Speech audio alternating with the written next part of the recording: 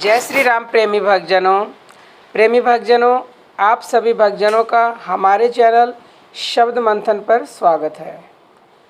आज की वीडियो में हम ये जानेंगे कि नाम जप छोड़कर क्या हमें देवी देवताओं की पूजा करनी चाहिए या हमें भगवान का सुमिरन भजन छोड़कर देवी देवताओं की पूजा करनी चाहिए।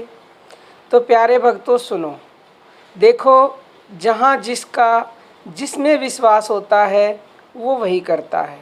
जिसमें श्रद्धा होती है वो वही पूजा पाठ देवी देवताओं की पूजा अर्चना करते हैं और उसी के अनुसार फल प्राप्त करते हैं। लेकिन भक्तजनों, संतों के कहे अनुसार मैं आपको आज ये समझाने का प्रयास कर रही हूँ कि आपको क्या करना चाहिए। प्यारे भक्तों, तुलसीदास जी रामायण में लिखते हैं कि बड़े भाग्य मानुष तन पावा, सुर दुर्लभ सदग्रंथन गावा। इसका अर्थ यह है कि यह मनुष्य शरीर हमें बड़े भाग्य से मिला है। सारे ग्रंथ ये बतला रहे हैं कि इस शरीर को पाने के लिए देवी देवता भी तरसते हैं, क्योंकि इस शरीर में ऐसी विलक्षणता है जो कि संसार में किसी शरीर में नहीं है।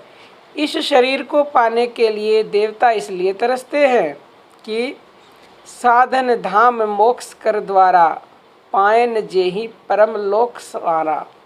यह शरीर ही मोक्ष पाने का एकमात्र साधन है जो देवताओं के पास नहीं है। प्यारे भक्तों, आप स्वयं ही विचार करें कि जिन देवताओं के पास यह शरीर नहीं है वो देवता बड़े या ये मनुष्य शरीर वाला व्यक्ति बड़ा।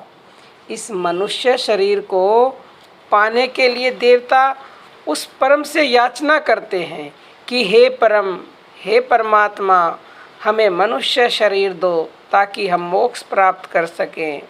प्यारे भक्तों, जब मनुष्य शरीर था तो देवता बनने के लिए कर्म किया, क्योंकि ये पता नहीं था कि देव योनि में भी वही दुख है। अब पता चला है तो अब पछताते हैं। पहले स्वर्ग की कल्पना की थी तो स्वर्ग मिला। जो जैसी कल्पना करता है उसे वही मिलता है। गीता में श्री कृष्ण कहते हैं कि जो देवी देवताओं की पूजा करेगा वह देव योनि को प्राप्त होगा, और जो पितरों की पूजा करेगा वह पितरों को प्राप्त होगा, और जो मेरी पूजा करेगा वह मुझको ही प्राप्त होगा। और प्रेमी भक्तजनों, नानक जी ने तो स्पष्ट लिखा है कि एको सुमरो नानका, जल थल रहो समाए, दूजा काहे सुमरिए, जन्मे ते मर जाए।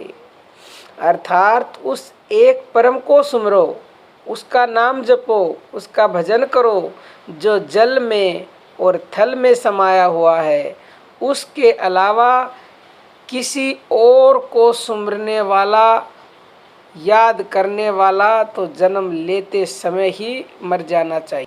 और हमारे ग्रंथों में, हमारे शास्त्रों में बार बार अनन्य भक्ति का इतनी महिमा गाई गई है।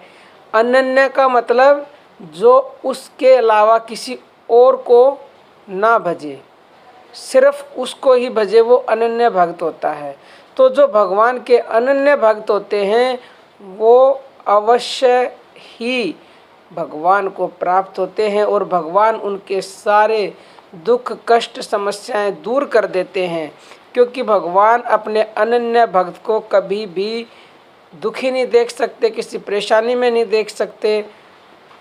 तो प्यारे भक्तों, इससे ज़्यादा क्या बताया जा सकता है। आप समझ गए होंगे कि हमें देवी देवताओं की पूजा करनी चाहिए या नहीं, और हमें किसकी पूजा ध्यान या नाम जप या भजन ध्यान करना चाहिए।